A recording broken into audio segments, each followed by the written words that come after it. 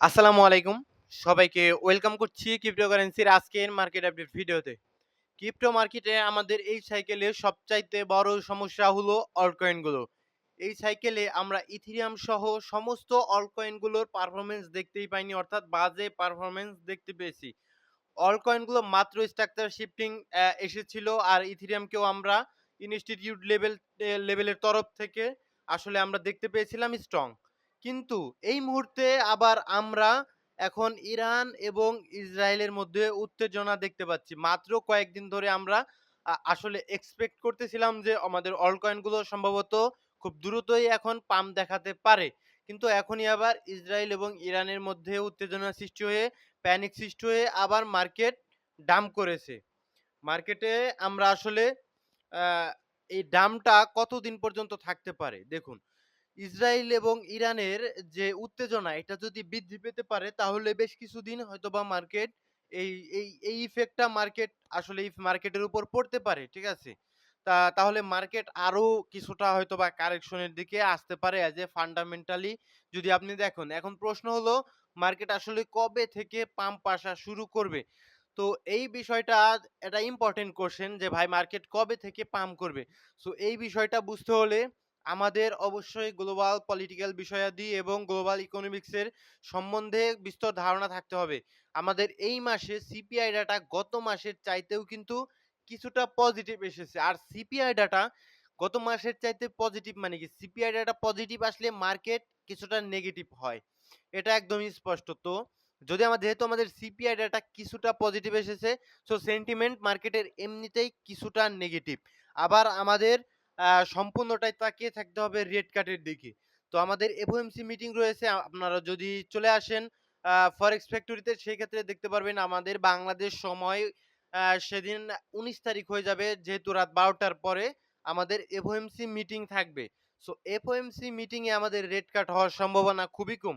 সুতরাং মার্কেট আ সমস্ত দিক দিয়ে আমার কাছে মনে হচ্ছে কিছুটা নেগেটিভ মার্কেট। ঠিক আছে? অ্যাজ এ বিটকয়েনের কথা যদি চিন্তা করেন, আ মার্কেট কিছুটা আমার কাছে নেগেটিভ মনে হচ্ছে। যদি এইবার রেট কাট না হয় তাহলে আমাদের কিন্তু সত্যিই বিটকয়েন সহ অন্যান্য সমস্ত অলকয়েন গুলো, ইথেরিয়াম সহ সমস্ত অলকয়েন গুলোর তাকিয়ে থাকতে হবে রেট কাট এবং মানি প্রিন্টিং এর নিউজের দিকে। যখন রেট কাট এবং মানি প্রিন্টিং এর নিউজ আসবে, অ্যাকচুয়াল বড় ধরনের মুভমেন্টটা কিন্তু আমরা তখন দেখতে পারবো, রাইট? সো এখন মার্কেটের ফান্ডামেন্টাল নিউজের কথা যদি বলা যায়, সেই ক্ষেত্রে আমাদের নেগেটিভ রয়েছে। এখন আমরা চলে আসবো টেকনিক্যাল বিষয়াদিতে। তো ক্রিপ্টো বাবলে যদি আসেন, সেক্ষেত্রে আপনি স্পষ্ট দেখতে পাচ্ছেন এইখানটাতে মোটামুটি বেশ কিছু কয়েন আ কিছুটা রিকভারি দেখিয়েছে। যতটা পাম্প করেছিল, আ যতটা ডাম্প করেছিল আমাদের ওই উত্তেজনার কারণে, কিন্তু সেই পরিমাণ রিকভারি কিন্তু এখনো দেখায়নি। অর্থাৎ ডাউনই রয়েছে। ঠিক আছে? অ্যাজ এ অল্ট কয়েন গুলো। যদি বিটকয়েনের কথা চিন্তা করেন, সেই ক্ষেত্রে আমরা যদি ডেইলি টাইম ফ্রেমে যান তাহলে আপ ট্রেন্ডে রয়েছে। এতে কোনো ধরনের কোনো সন্দেহ নেই। ডেইলি টাইম ফ্রেমে গেলে আপনি দেখতে পারবেন সরাসরি আপ ট্রেন্ডে রয়েছে। ঠিক আছে? এখন 4 আওয়ার টাইম ফ্রেমে গেলে আপনি স্পষ্ট এখানে দেখতে পাচ্ছেন কিছুদিন ডাউন ট্রেন্ডে রয়েছে। কিছুদিন থেকে ডাউন ট্রেন্ডে ছিল এবং এইখানটাতে আমাদের স্ট্রাকচার শিফটিং এসেছে। এটা একটা হাই ছিল, ইন্টারনাল হাই, এবং এটাকে একটা স্ট্রাকচার শিফটিং দিয়েছে। এটা ছিল ইন্টারনাল আমাদের লো। এটা ছিল আমাদের ইন্টারনাল লো। যেহেতু ইন্টারনাল স্ট্রাকচার শিফটিং এসেছে, সেই ক্ষেত্রে এখন এটা লো এবং এইটা কিন্তু আমাদের হাই। বাদবাকি এর ভিতরে যতটুকু কারেকশন নিবে সেটা হবে আমাদের ডিসকাউন্ট জোন। যদি আপনি একটা ফিব ড্র করেন, সেক্ষেত্রে দেখতে পারবেন এর নিচে 0.5 লেভেলের নিচ থেকে কিছুটা রিঅ্যাকশন এসেছিল। আবার 618 লেভেল থেকে কিন্তু একটা রিঅ্যাকশন এসেছে। অর্থাৎ আমাদের এক্সট্রিম ডিসকাউন্ট জোন থেকে মোটামুটি মার্কেট কিছুটা রিকভারি নেওয়ার চেষ্টা করছে আপাতত। তো আপাতত যদি আমি বলি টেকনিক্যাল আমাদের কি বলছে? টেকনিক্যালি আমাদের একটা হাই, এটা কিন্তু আমাদের লো এবং আপ ট্রেন্ডে রয়েছে। যেহেতু ইন্টারনাল শিফটিং ও এসেছে উপরের দিকে, ঠিক আছে? সেহেতু আমাদের আপ ট্রেন্ডে রয়েছে। এটা থাকবে হাই, এটা থাকবে লো। অর্থাৎ এর উপরে থাকবে আমাদের বাই সাইড লিকুইডিটি, এর নিচে থাকবে আমাদের সেল সাইড লিকুইডিটি। সুতরাং মার্কেট এখন কি করতে পারে? মার্কেটে এইখানে যদি দেখেন, বিটকয়েনে এখানে একটা অর্ডার ব্লক আছে, ঠিক আছে? সো এই অর্ডার ব্লকটাতে হয়তোবা বিটকয়েন টাচ করতে পারে। আপনারা যারা শর্ট টাইমের জন্য বিটিসিতে এন্ট্রি করতে চান, তারা এই অর্ডার ব্লকে আসলে সেফলি কিন্তু এই অর্ডার ব্লককে কিন্তু টাচ করেনি। দেখুন এর উপরে ইমব্যালেন্স রয়েছে, অর্থাৎ ভ্যালিড অর্ডার ব্লক। সো এখানে যদি টাচ করে তাহলে কিন্তু আপনি কিছুটা বিটকয়েন রাখতে পারেন। আবার উপরের দিকে গেলে আপনি হয়তোবা ছেড়ে দিবেন। এখন স্ট্রাকচার উপরের দিকে আছে, যদি কোনো ধরনের কোনো ইসরায়েল এবং ইরানে উত্তেজনা না ছড়ায়, যদি নেগোসিয়েশন এর মাধ্যমে চলে আসে, যেমনটা ইন্ডিয়া পাকিস্তানে হয়েছিল, তাহলে কিন্তু মার্কেট আবার আমরা পাম্প দেখতে পারবো এবং সামনে কিন্তু আমাদের এই মাসে না হলেও কিন্তু পরবর্তীতে রেড কার্ড এবং মানি প্রিন্টিং উভয় হওয়ার কিন্তু বিস্তর সম্ভাবনা থাকবে। কারণ ডোনাল্ড ট্রাম্প কিন্তু পাউলকে আসলে ফেড চেয়ারকে বারবার কিন্তু চাপ ক্রিয়েট করছে, প্রেশার ক্রিয়েট করছে রেড কার্ড করার জন্য। রাইট? সুতরাং আমাদের একটু ধৈর্য ধরে এখন হোল্ড করতে হবে। তাছাড়া কোনো এখন ছেড়ে দিলে কিন্তু ভাই লস। যারা এখন এই লসে ছেড়ে দিবেন তাদের আসলেই লস। বিশেষ করে অল্ট কয়েন গুলো এমনিতেই অনেক নিচে রয়েছে। যদি আপনি বিটকয়েন ডমিন্যান্স দেখেন, সেই ক্ষেত্রে দেখেন বিটকয়েন ডমিন্যান্স কিছুটা পড়েছিল। সেই পড়াতে আপনারা হয়তোবা আবার এন্ট্রি করেছিলেন। ঠিক আছে? অ্যাজ এ এই ডমিন্যান্সটা পড়েছিল মিনস অল্ট কয়েন গুলো পাম্প করেছিল। তো ওই পাম্পে আপনারা এন্ট্রি করেছেন, এখন আবার বেড়েছে। এখন আবার আপনারা হাই হতাশ করছেন যে ভাই এখন কি করব? এখন তো আমি লসের মধ্যে আছি। এখন স্টপ লস দেননি, এখন সুন্দরভাবে হোল্ড করতে হবে। এই ডমিন্যান্স আর উপরে খুব একটা বেশি যাওয়ার কোনো ধরনের কোনো সম্ভাবনা নেই। যদি সর্বোচ্চ যায় আপনারা কিছুটা ডলার হাতে রাখবেন। যদি সর্বোচ্চ যায় আমাদের এই 70 র কাছাকাছি হয়তোবা যেতে পারে। যদিও চান্স খুবই কম। যদি যায় সেক্ষেত্রে আরেকটা পার্ট দিয়ে আপনি বাইং করে ফেলবেন। সেক্ষেত্রে আপনার কস্ট কিন্তু এভারেজ হয়ে যাবে এবং আবার নিচের দিকে আসলে আপনি প্রফিটেবল হয়ে যাবেন এবং তখন আপনি আস্তে, আস্তে বের হবেন। এবং টোটাল 3 এর কথা যদি চিন্তা করি, আপনি যদি উইকলি টাইম ফ্রেমে দেখেন, সেই ক্ষেত্রে টোটাল 3 সত্যিই স্পষ্ট আপ ট্রেন্ডে। দেখুন টোটাল 3 কিন্তু স্পষ্ট আপ ট্রেন্ডে। এখন ডেইলি টাইম ফ্রেমে যদি আপনি আসেন, ডেইলি টাইম ফ্রেমে দেখতে পাচ্ছেন, ডেইলি টাইম ফ্রেমে যদি আসা যায় সেক্ষেত্রে আমরা দেখতে পারবো যে ইন্টারনালি কিছুটা ডাউন ট্রেন্ডে ছিল। ঠিক আছে? ডেইলি টাইম ফ্রেমে ডাউন ট্রেন্ডে ছিল এবং সেটাকে শিফটিং এসেছে। অর্থাৎ ডেইলি টাইম ফ্রেমেও আপ ট্রেন্ডে আমরা। এখন এর ভিতরে ইন্টারনাল স্ট্রাকচার এর কথা যদি চিন্তা করেন, সেই ক্ষেত্রে দেখতে পাচ্ছেন ডাউন ট্রেন্ডে ছিল। Lower high, lower high and lower high, lower low, lower low and lower low. এইখানটাতে স্ট্রাকচার শিফটিং এসেছে as a internal structure shifting এসেছে। অর্থাৎ এখন আমরা আপ ট্রেন্ডে আবার টোটাল 3 তে। অর্থাৎ আপনারা আবার অপরচুনিটি পাচ্ছেন অল কয়েন গুলো বাইং করার জন্য। সেই ক্ষেত্রে আবার মেক্সিমাম স্থান থাকবে। এইভাবে যদি এর নিচে আসে, এর নিচে ক্লোজিং না দেয় সেক্ষেত্রে আমাদের কোনো বিপদ নেই। ঠিক আছে? আর তাছাড়া এর নিচে যতই পাবো ততটাই আমাদের ডিসকাউন্ট জোন। তারপরে আস্তে, আস্তে আমাদের টার্গেট থাকবে এই $1 ট্রিলিয়ন এর কাছাকাছি আবার মার্কেট ক্যাপ যাওয়ার সম্ভাবনা থাকবে। রাইট? এখন ইথিরিয়ামের কথা যদি চিন্তা করেন, ইথিরিয়াম এই দেখুন ব্রেকআউট দিয়েছিল। ঠিক আছে? এই জোনটার ভিতরে সাইডওয়েজ ছিল ইথিরিয়াম। এখানে ব্রেকআউট দিয়েছিল, এই নিউজটার কারণে কিন্তু ইথিরিয়াম আর উপরের দিকে ধরে রাখতে পারেনি। এখন ইথিরিয়াম কি করতে পারে?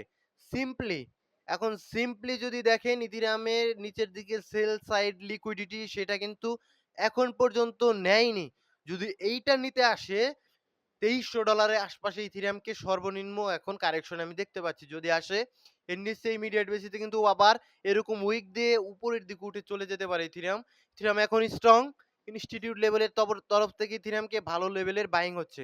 এখন কয়েন গ্লাসে যদি আসেন সেক্ষেত্রে এভারেজ আরএসআই হিটম্যাপ যদি দেখেন, সেই ক্ষেত্রে আপনি দেখতে পারবেন এভারেজ আরএসআই ৩৯ এর নিচে রয়েছে ম্যাক্সিমাম কয়েনের। সেক্ষেত্রে আপনি ভালো, ভালো কয়েনগুলো এই যে দেখুন উপরের দিকে এই যে ইউরো এই সমস্ত কয়েনগুলো আপাতত এখন নিবেন না।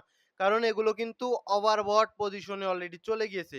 এখন ওভার সেলিং পজিশনে যে সমস্ত কয়েনগুলো আছে, সেই সমস্ত কয়েনগুলোর ভিতরে যেগুলো ভালো কয়েন লাইক এই যে ইনজেক্টিভ, ডট, সল, ইনা এই সমস্ত কয়েন, আলফাসা এই সমস্ত কয়েন সরি আল এ আরো বেশ কিছু কয়েন রয়েছে এখানে আমি দেখতে পাচ্ছি। এই সমস্ত কয়েনগুলোর স্ট্রাকচার দেখবেন শর্টার টাইম ফ্রেম। স্ট্রাকচার দেখে যদি দেখেন আপনার কাছে ভালো মনে হচ্ছে, তখন আপনি কিন্তু অবশ্যই ডিসকাউন্ট জোনে বাইং করে স্টপ লস লাগিয়ে বসে থাকতে পারবেন। এই যে লাইক আইগেন এই সমস্ত কিন্তু পাম্প করতে পারে কয়েনগুলো।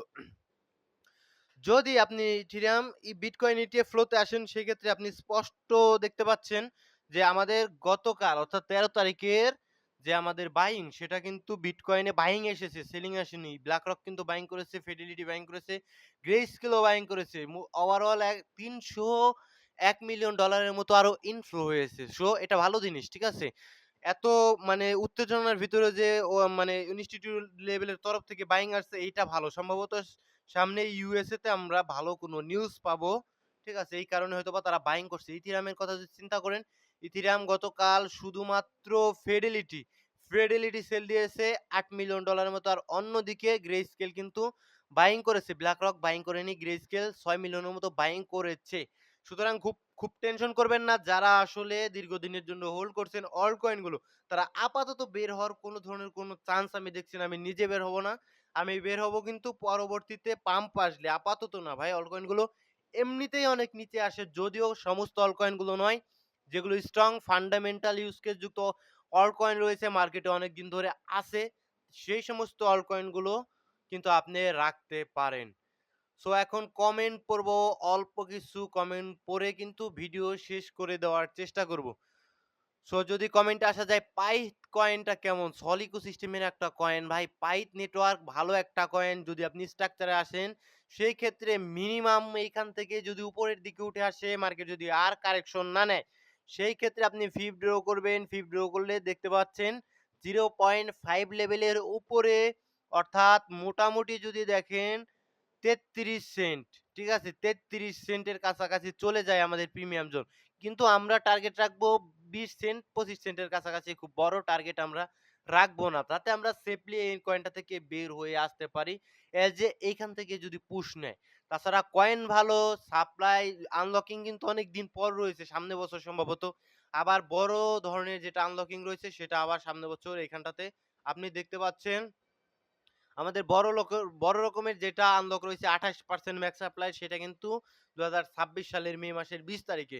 সুতরাং এই কদিনের সল যদি ভালো পারফরম্যান্স করে পাইথ নেটওয়ার্ক নিঃসন্দেহে ভালো করবে। আপাতত আমি ছেড়ে দিতে কোনোভাবে কোনো রেকমেন্ড করব না। এখান থেকে আপনি যদি এন্ট্রি না করেন একটা পার্ট দিয়ে বাই করতে ফেলতে পারেন। আবার যদি নিচে আসে, সেই ক্ষেত্রে অনেকটা নিচে আসলে আপনি আবার করে নিবেন শেষ। পাই নেটওয়ার্কের টিমটা ভাই ভালো না ভাই। Team scam. নিঃসন্দেহে স্ক্যাম, কোনো ধরনের কোনো সন্দেহ নেই। সেটা আমার এনালাইসিসে, আপনার এনালাইসিসে এটা পরবর্তী বিটকয়েন হতে পারে। কিন্তু আমার এনালাইসিস বলছে এটা স্ক্যাম। এর টিম স্ক্যাম ভাই। এর মানুষজন অনেক কষ্ট করে এটা মাইনিং করছে। তাদের আসলে মাইনিং করার টাকাটাও দেয়নি। এখন মোটামুটি সার্কুলেটিং সাপ্লাই 7.44 বিলিয়নের কাছাকাছি আপাতত রয়েছে। বাট মেক্সিমাম সাপ্লাই যদি এবং টোটাল সাপ্লাইয়ের কথা যদি চিন্তা করেন 100 বিলিয়ন, ওই কয়েনগুলো কিন্তু আপনার আমার কাছেই রয়েছে। এগুলো মাইনিং করেছেন আপনারা, কিন্তু আপনাদের কিন্তু দেয়নি। এটাই বড় কথা। দিবে কি না দিত সে নিয়েও কিন্তু সন্দেহ আছে। যদি দেয় সেক্ষেত্রে সার্কুলেটিং সাপ্লাই আরো আসবে, সেক্ষেত্রে প্রাইস কিন্তু ড্রপ করবে। আর যদি না দেয় তাহলে কি হবে? তাহলে টিম ম্যানিপুলেশন করবে। কয়েনকে ম্যানিপুলেশন করবে। এই দেখবেন আপনারা $১.৫ নিয়ে যাবে, আবার কমিয়ে ৪০ সেন্টে আনবে, আবার বাড়িয়ে $১.৫ নিয়ে যাবে। এরকম ম্যানিপুলেশন চলতে থাকবে। ডাও কয়েনটার যদি আপনি দেখেন, স্টেকনেট কয়েন সম্বন্ধে জানতে চেয়েছেন, লেয়ার 2 ক্যাটাগরি কয়েন ইথেরিয়াম কি স্ট্রং মনে হচ্ছে, ইথেরিয়াম পাম্প আসলে এইটাকে কিন্তু পাম্প পাবেন, একদম সাপোর্টের কাছাকাছি দাঁড়িয়ে রয়েছে স্টেকনেট কয়েন। মেক্সিমাম শুধু স্টেকনেট কয়েন নয়, মেক্সিমাম কয়েনগুলোই কিন্তু সাপোর্টের কাছাকাছি দাঁড়িয়ে রয়েছে। নেক্সটে ওয়ার্মহল মোটামুটি খারাপ কয়েন নয় একেবারে। পল কয়েন লেয়ার 2 ক্যাটাগরির কয়েন, এটা কিন্তু প্রফিট হলে বেরিয়ে হয়ে আসবেন। ঠিক আছে? এটা ওল্ড কয়েন হয়ে গেছে। ডেড কয়েনের মতো হয়ে গেছে। ইথিনাইনা কয়েন ভালো করবে, ভালো করবে। ইথেরিয়াম ডাউন আমি তো দেখিয়ে দিলাম ভাই। ইথেরিয়াম আমার পার্সোনাল টার্গেট এই সেল সাইড লিকুইডেশনটা পর্যন্ত ২৩০০ এর আশপাশে আসলে এবং নিচের দিকে দেখুন ইমব্যালেন্স আছে। যদি এখানটাতে আসে আমি ইথেরিয়ামে আবার এন্ট্রি করার চেষ্টা করব, রাইট? জেডকে ফান্ডামেন্টাল ভালো ভাই। লেয়ার 2 ক্যাটাগরির কয়েন, ইথেরিয়ামে স্কেলিং করে। তো ভালো কয়েন ভাই। ঠিক আছে? ইথেরিয়ামে যখন গ্যাস ফি বাড়বে, তখন এই জেডকে, আরবিট্রাম, অপটিমিজম এই সমস্ত কয়েনগুলোর কিন্তু চাহিদা বেড়ে যাবে। ৩০ সেন্টে আপাতত আমি দেখছি না। ৩০ সেন্টে আপনি দেখতে পারেন, আপাতত আমি ৩০ সেন্টে দেখছি না। বা লাইট কয়েন নিতে পারেন। লাইট কয়েন মোটামুটি ভালো ভালো জোনে আসে। যদি স্ট্রাকচার দেখা যায়, সেক্ষেত্রে মোটামুটি ভালো জোনে আছে। ঠিক আছে? আপ ট্রেন্ডে আছে। তো ভালো থাকবেন, সুস্থ থাকবেন। দেখা হচ্ছে পরবর্তী কোনো ভিডিওতে। আর অবশ্যই টেলিগ্রাম চ্যানেলে জয়েন থাকার চেষ্টা করবেন। কারণ মার্কেটের ইনস্ট্যান্ট আপডেটগুলো আমি টেলিগ্রামে জানিয়ে দেওয়ার চেষ্টা করি। কারণ ইনস্ট্যান্ট কিন্তু ভিডিও করে দেওয়ার সম্ভব হয় না। সো আপনারা অবশ্যই ইনস্ট্যান্ট আপডেট গুলো পেতে অবশ্যই টেলিগ্রাম চ্যানেলে জয়েন থাকবেন। তো সকলে ভালো থাকবেন।